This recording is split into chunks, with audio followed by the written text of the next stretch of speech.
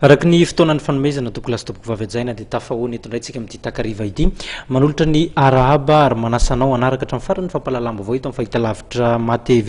isany hoentina amintsika amin'ity takariva ity ary ny akon'ny filankevitry ny ministra omaly izay nanendrena Lehiben Ny Faritra vaovao sy ny faneho-kevitra manodidina izay eo ihany koa ny tontolo politika dia ny firosoana ao anatin'ny fiodinana faharoa sy ny fifidianana fisolom-bavam-bahoaka izay ho tanterahana ny 20 Desambra ho avy izao isany hoentina amintsika ihany koa ny pejin'ny fahasalamana sy ny sosialy samihafa fa araka ny tapaka teo anivon'ny filankevitry ny ministra omaly dia Lehiben Ny Faritra folo tamin'ireo 2 manerana nosy no nosoloina raha ny fantatra 7 amin'izy ireo no miaramila ny 2 ambiny kosa dia administratera sivily.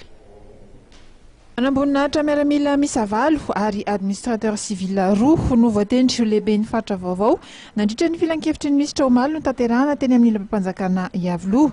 Ireto avy ary izy ireo ho an'ny faritra anosy dia ny colonel Raovelson fanomezana Israel, ho an'ny faritra Atsimandrefana dia ny général Robert, ho an'ny faritra Atsimo Atsinanana dia ny général Ranefson David, Andriamatoa Talata Michel ny ao amin'ny faritra Atsinanana ary ny colonel Maeva Laza kosa ny faritra Diana. Ho an'ny faritra Yorombe indray dia ny colonel Rebake Janot ary ho an'ny faritra Melaka dia ny colonel Voason Mitovsoa. Ho an'ny faritra Sava dia Andriamatoa Mananjara Lucien, ho an'ny faritra Sofia dia ny colonel Serge Elio ary ny faritra Vadova Fitofinany dia ny général Arandrea Marlou Jean Félix. Raha ny fanazavana nentina taon'ny ny fanambaran'ny fiadina tetezamita dia ny filantsako fidian'ny Lehiben Ny Faritra sasantsasany ny firongatry ny sy ny fandriam-pahalemana tato ato tamina faritra sasantsasany ihany koa ary ny fivoaran'ny trozara-pirenena ankehitriny no antony nanesorana ireo Lehiben Ny Faritra teo aloha ary nanendrina ireto folo vaovao ireto. Anisan'ny nahagaga ihany koa anefa ny nanendrina miaramila ho Lehiben Ny Faritra